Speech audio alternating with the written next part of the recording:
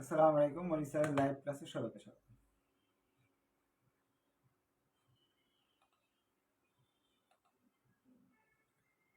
আজ আমরা Recording in progress. Cost behaviour relationship বা অ্যানালাইসিস এর চ্যাপ্টার প্রবলেম 2 করব। এই চ্যাপ্টারটা এমবিএ তে চ্যাপ্টার 1, বিবিএ তে চ্যাপ্টার 3। এখান থেকে অনেক সময় বড় প্রশ্ন আসে। 2019 সালে বিবিএ তে একটা ছোট একটা বড় আসছে, এমবিএ তো আসে। এখানে গত ক্লাসে একটা বেসিক ক্লাস করছিলাম আমরা, মোটামুটি ওই ক্লাসটা যারা করছে তাহলে তারা হায়ার এবং লোয়ার মেথডটা শিখতে পারছে, যে কিভাবে ভেরিয়েবল কস্ট, ফিক্সড কস্ট বের করা যায়। গত ক্লাস না করলে আজকের ক্লাস দিয়েও শিখতে পারবে কিভাবে ভেরিয়েবল কস্ট, ফিক্সড কস্ট বের করা সম্ভব। The following are the maintenance cost incurred in a machine shop per 6 months with corresponding machine hours. তারা বলতেছে 6 মাসের, জানুয়ারি থেকে মোটামুটি জুন পর্যন্ত 6 মাসের মেশিন আওয়ার অর্থাৎ 1900 ঘন্টা কাজ করছেন, মেনটেন্যান্স কস্ট আসছে 1450। ফেব্রুয়ারিতে 1500 ঘন্টা কাজ করাতে 1250 আসছে। এরকম 6 মাসে বিভিন্ন সময় আপনার কাজ করা হয়েছে মোটামুটি 10,400 ঘন্টা। তার বিনিময়ে আপনি সেটার জন্য মেনটেন্যান্স কস্ট দেওয়া আছে বিভিন্ন 8,200 টাকা দেওয়া আছে। প্রশ্ন হচ্ছে analyse the maintenance cost which is semi variable. আমরা এই মেনটেন্যান্স কস্টটা সেমি ভেরিয়েবল, কারণ 1900 জন্য যে অনুপাতে হয় 2000-এর জন্য দেখেন কত হয়েছে, অল্প বাড়ছে, 50 টাকা বাড়ছে। হ্যাঁ, 1500 জন্য কিন্তু অল্প কমছে, এটা ঠিক ঠিকানা নাই, ঠিক না? 1500 জন্য দেখেন কত, আবার 1400 জন্য আবার কত। এই জন্য এটা একটা সেমি ভেরিয়েবল কস্ট তারা বলেছে। এখান থেকে ফিক্সড এবং ভেরিয়েবল কস্ট এলিমেন্ট ইউজিং বের করতে বলছে, আপনাকে বের করতে বলছে অ্যানালাইজ দ্য মেনটেন্যান্স কস্ট। এই মেনটেন্যান্স কস্টটা, খরচটাকে অ্যানালাইজ করে, গবেষণা করে আপনাকে বের করতে হবে হুইচ ইজ সেমি ভেরিয়েবল। এটা একটা সেমি ভেরিয়েবল কস্ট, এখান থেকে বের করতে হবে ফিক্সড কতটুকু, ভেরিয়েবল কতটুকু।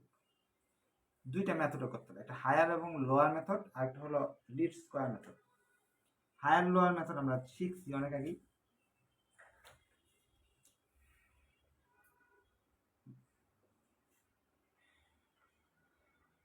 ভেরিয়েবল কস্ট বের করার নিয়ম হায়ার লোয়ার মেথডের মাধ্যমে।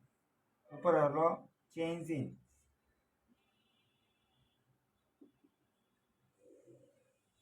কস্ট, চেঞ্জ ইন আওয়ার বা ইউনিট, সব এটা হলো আমরা ওই যারা আমার কাছে ম্যানেজমেন্ট অ্যাকাউন্টিং পড়তেন তারা জানেন যে ভেরিয়েবল কস্ট বের করার একটা সূত্র আছে। সবচেয়ে বড় খরচটা থেকে সবচেয়ে ছোটটা বাদ দিতে হবে, আর সবচেয়ে বড় ইউনিট থেকে সবচেয়ে ছোট ইউনিট বা আওয়ারটা বাদ দিতে হবে। যেমন এখানে সবচেয়ে বড় আছে খরচের দিক দিয়ে 1500 চেয়ে বড় নাই।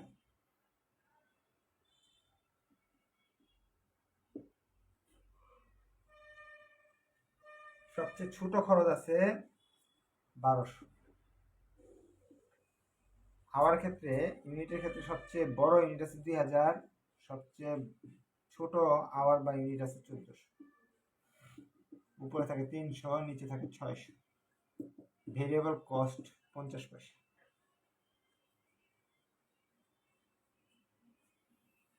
এখন ফিক্সড কস্ট বের করতে হবে। ফিক্সড কস্ট বের করতে হলে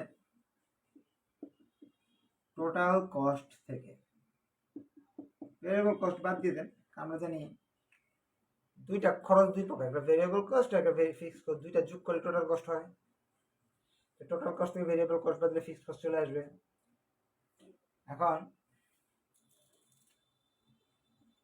সবচেয়ে বড় আছে 2000 ইউনিটের ক্ষেত্রে আমরা দেখতেছি 2000 ইউনিটের ক্ষেত্রে টোটাল কস্ট প্রশ্নে দেওয়া আছে 2000 ইউনিটের জন্য 1500 টাকা এবং 2000 ইউনিটের ক্ষেত্রে ভেরিয়েবল কস্ট কত আসবে প্রতিটার জন্য 20 পয়সা 2000 ইউনিটের জন্য 2000 গুণ 20 না 50 পয়সা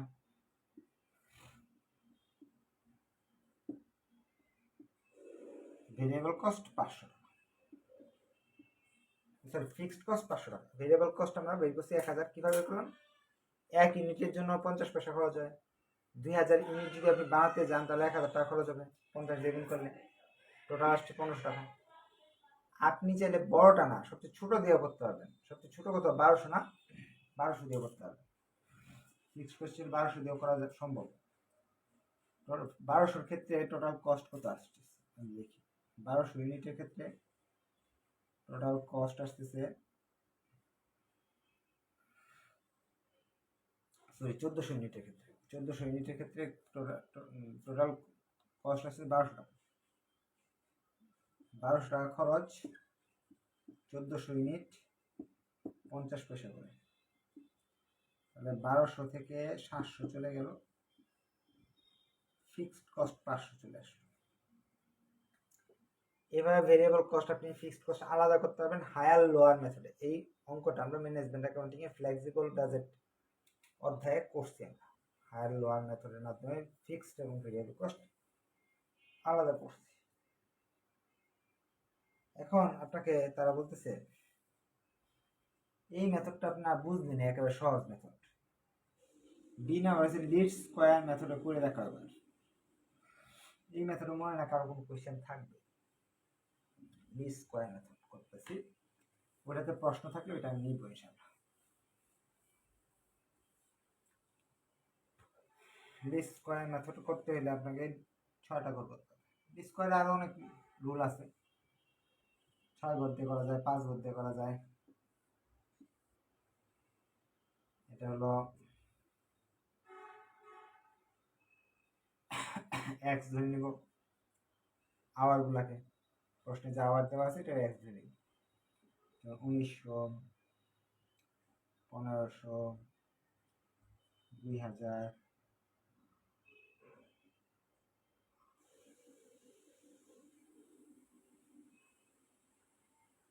1400 আর মেইনটেনেন্স কস্টটাকে আমরা ওয়াই ধরে নিব আপনি চলে এখানে লিখতে পারেন ওয়াইটা প্রশ্ন যেটা আছে এটা লিখলাম মেইনটেনেন্স কস্টকে লিখে নেন উপরে আওয়ার সমান সমান এক্স কস্ট সমান সমান ধরি ওয়াই খরচ প্রশ্ন যে দেওয়া আছে তাই লিখতেছি সোজা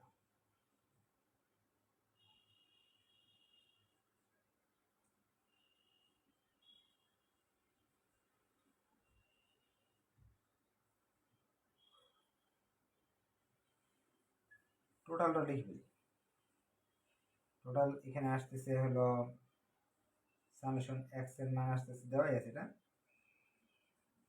সামেশন শব্দের অর্থ সর্বমোট বা যোগফল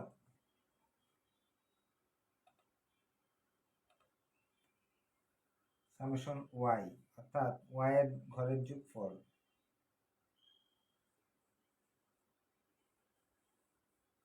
এখন আপনাকে এখানে ডি এক্স বের করতে হবে আর বের করতে হবে ডি এক্স স্কোয়ার এখানে বের করতে হবে ডি ওয়াই স্কোয়ার এই 4টা ঘর করলে আমাদের হয়ে যাচ্ছে ডি এক্স কিভাবে বের করে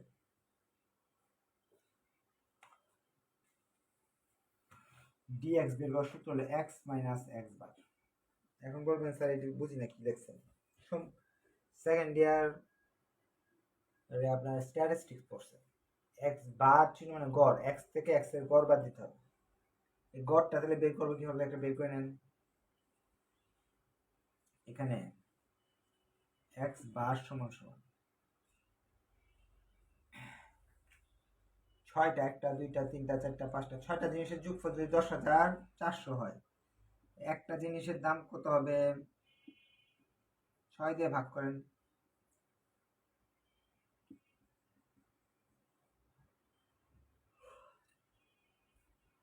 তাহলে এক্স বাই সূত্র কি দাঁড়ালো summation x by N.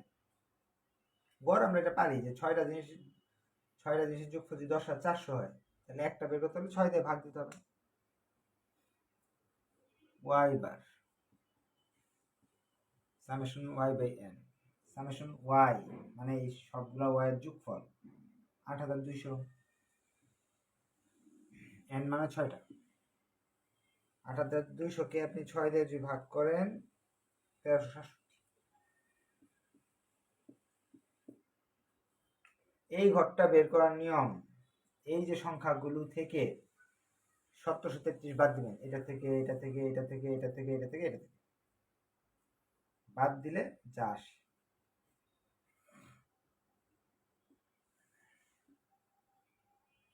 Plus আসলে প্লাস, মাইনাস আসলে মাইনাস।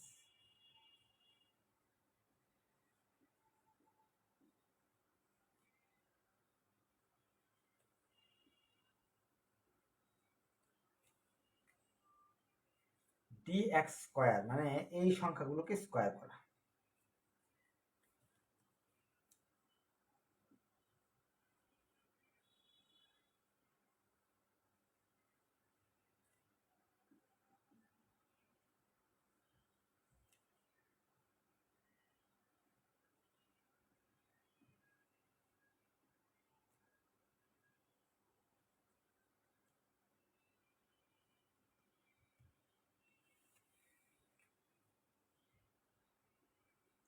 সেটাই, এগুলো আপনার করবেন, ভুল হতে পারে। হ্যাঁ, 334 স্কয়ার।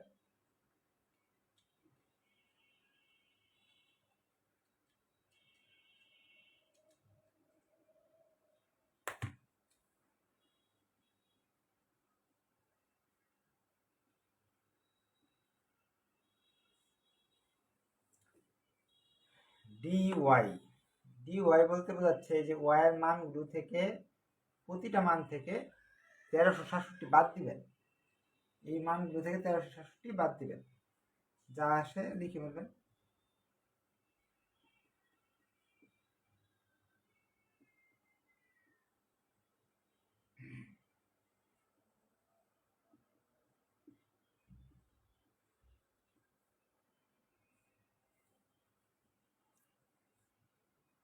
dy স্কয়ার তো বুঝে গেছেন, 83 স্কয়ার, এটা সবগুলো স্কয়ার করে। অঙ্ক সহজ, কিন্তু হিসাব করতে হয় বা সময় লাগে, একটু বড় আর কি।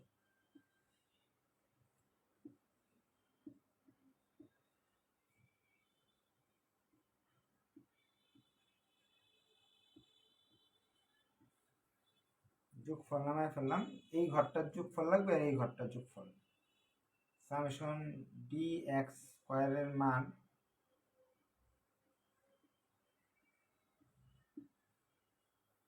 সামেশন dy স্কয়ারের মান। কারো যদি অঙ্কে বোঝার সমস্যা হয় আমি একটু মাইকটা অন করতেছি, আপনারা প্রশ্ন করতে পারেন। মাইক অন করে দিলাম, প্রশ্ন করেন, কি প্রশ্ন আছে। স্যার আপনি বলছিলেন ম্যানেজমেন্ট অ্যাকাউন্টিং এর সাথে এই চ্যাপ্টারটা মিল আছে, মিল থাকলে স্যার ম্যানেজমেন্ট অ্যাকাউন্টিং তো আমরা এরকম অঙ্ক করি নাই স্যার। মিল তো নাই, আমি বলি নেই যে মিল আছে, বলি নেই। আমরা নিয়মগুলো কিছুটা মিল আছে, ওটা করলে আপনার কোনটা ফিক্সড কোনটা ভেরিয়েবল এগুলো জানা যাবে। হ্যাঁ, কিন্তু সম্পূর্ণ মিল থাকলে দুই বইতে একটা জিনিস দিবে নাকি। আর আমি তো আপনাকে করাই দিতেছি, যেটা মিল আছে, নাম আছে। স্যার ডিওএস এর মানগুলো ভুল হইছে মনে হচ্ছে। 83 কে স্কয়ার করলে এটা আসে না, দেখি তো। 83 গুণ 83, ও মান ভুল আছে, সরি, এটা হলো dy স্কয়ার না, এটা হলো dx dy, ভুল লিখছি,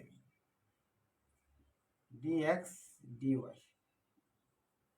অর্থাৎ এই যে ঘর নাম্বার, কত নাম্বার ঘর, 3 4 5, 6 নাম্বার ঘর আসবে হলো 3 গুণ 5 dx dy।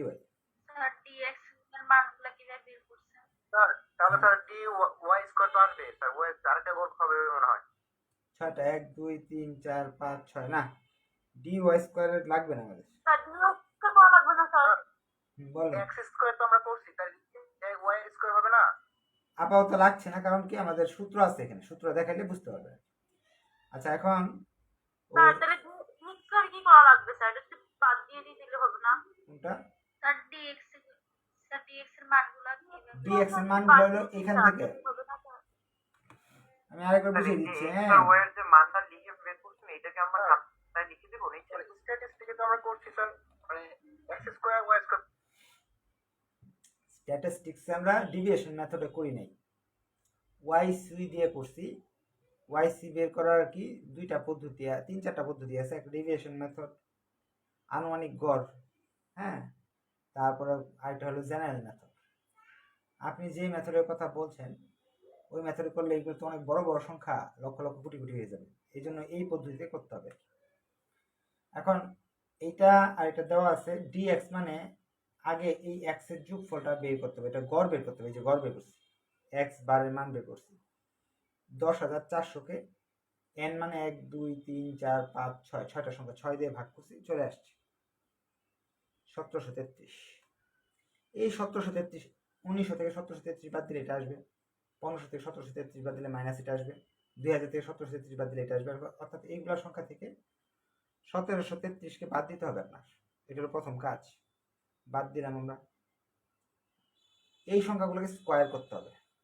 এই যে এটাকে স্কোয়ার, এটাকে স্কোয়ার, এটাকে স্কোয়ার, এগুলো করতে হবে। ডি ওয়াই হলো ডি এক্স এর মতো, এই ওয়াই এর সবগুলো যোগফল নামাবো, এটা থেকে গড় বের করবো, বার বের করবো 1367। এই সংখ্যাগুলো থেকে 1367 বাদ দিব, এই সংখ্যাগুলো থাকে। এখন আপনাকে যা করতে হবে, ডিএক্স এবং ডিওয়াই এর গুণফল বের করতে হবে। যেমন ধরেন 167 গুণ 83, যা আসে লিখবো, দেখিও ঠিক আছে, 167 গুণ 83, হ্যাঁ ঠিক আছে। মাইনাস 233 গুণ মাইনাস 117, যা আসে লিখবো। মাইনাস দিয়ে কিন্তু লিখতে হবে, দুইটার সামনে মাইনাস দিব। আমি এইভাবে দেখাই দিতেছি কিভাবে লিখবো। 2 3 3 গুণ মাইনাস, সাইন্টিফিক ক্যালকুলেটর এইভাবে লিখবেন, ক্যালকুলেটর যা বলতেছে তাই, আপনারা চিন্তা করতে পারেন প্লাসে প্লাসে মাইনাস, মাইনাস মাইনাসে প্লাস হয়েছে, এটা হয়েছে সেটা হয়েছে, এগুলো সবগুলোর যোগফল নামাইলাম, এই সবগুলোর যোগফল নামাইলাম। এই ঘরগুলা কেন করছি, এই 4টা সংখ্যা কেন বের করছি এখন বুঝবো। এখন আপনার ভেরিয়েবল কস্ট বের করার সূত্রটা এরকম, ভিসি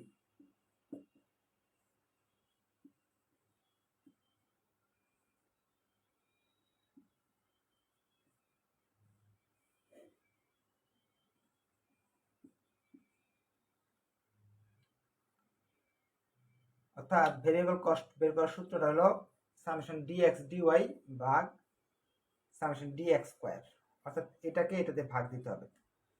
এই সূত্রের কারণে এই দুইটা ঘর করছি, আর আপনার ইচ্ছা মতো করলে হবে না যে আমি ডিএক্স স্কোয়ার করছি আর ডিওয়াই স্কোয়ার কেন করলাম না। এর কারণটা হলো ওই ডিএক্স ডিওয়াই স্কোয়ার আমার দরকার নাই, আমার সূত্র তো এইটা বলতেছে, সো এইটাই করতে হবে আমাকে। এটার মান আসতেছে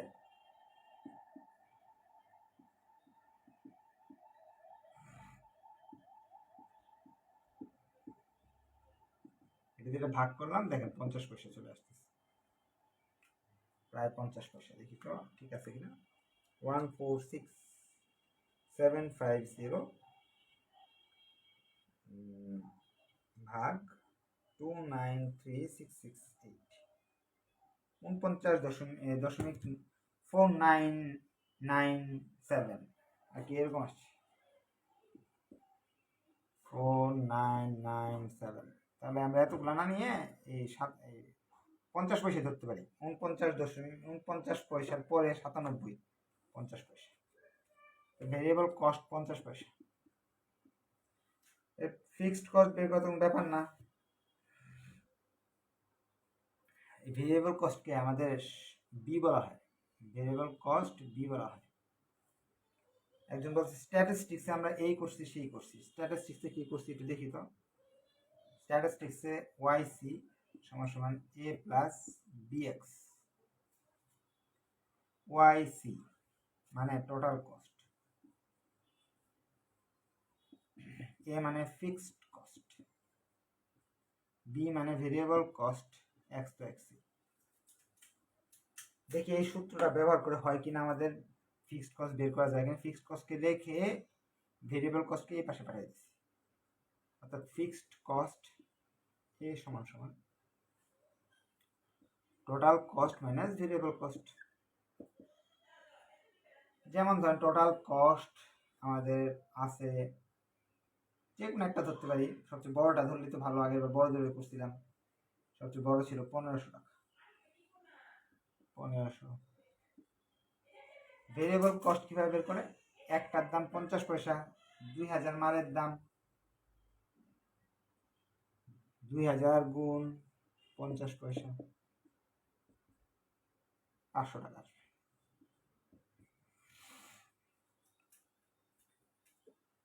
ভিসি মানে বি ইন্টু এক্স। একটু আরো ব্যাখ্যা করে দিই।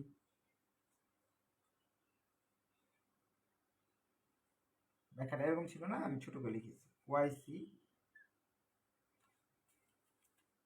ওয়াইসি মানে এটা এ, ফিক্সড কস্ট মানে এ, ওয়াইসি মানে টোটাল কস্ট বিয়োগ বি ইন্টু এক্স। বিতে কি আছিল? ভেরিয়েবল কস্ট মানে বি ইন্টু এক্স। বি কোনটা ছিল? বি হলো এই 50 পয়সা, এই যে 50 পয়সা, এক্স মানে যে কোনো একটা বসান। 1500 যদি ওয়াইসি ধরেন, ওয়াই 1500 যদি টোটাল কস্ট 2000, তো ভেরিয়েবল 2000 হলো এক্স এর মান।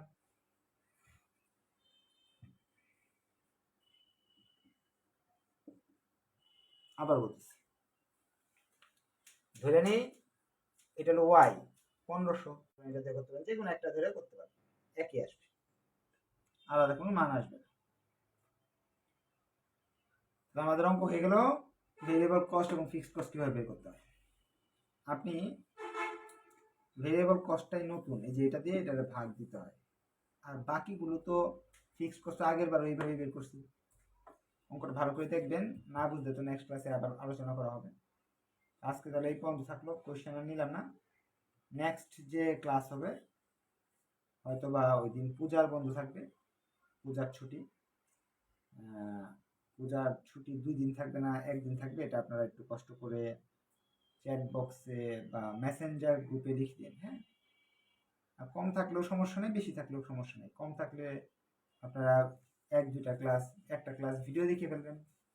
হ্যাঁ, আর যে কোনো দিয়ে করতে পারবেন, এই দুটা না নিয়ে এই দুটা নিয়ে করলেও একই উত্তর আসবে। করেন। আচ্ছা, ধরেন আপনি পূজার বন্ধ 3 দিন নিলেন বা 2 দিন নিলেন, আগামীকালকে বন্ধ নিলেন না বা নিলেন, কথা একটাই হবে, একটা ক্লাসের ভিডিও সেভ থাকবে, ওটা দেখে ফেলবেন। বেশি ইংরেজির কথা, কম লেখে, সমস্যা হবে না। ঠিক আছে, এটা নিয়ে ঝগড়াঝাটি করেন না বা গ্রুপে। হ্যাঁ, বন্ধ বেশি করে নেবেন, তাহলে ছুটি কাটাইলে তো ভালো লাগবে, আর আমাদের হাতে সময়ের অভাব নেই। আজকে এই পর্যন্ত থাকলো, ধন্যবাদ সবাইকে, আসসালামু আলাইকুম। Recording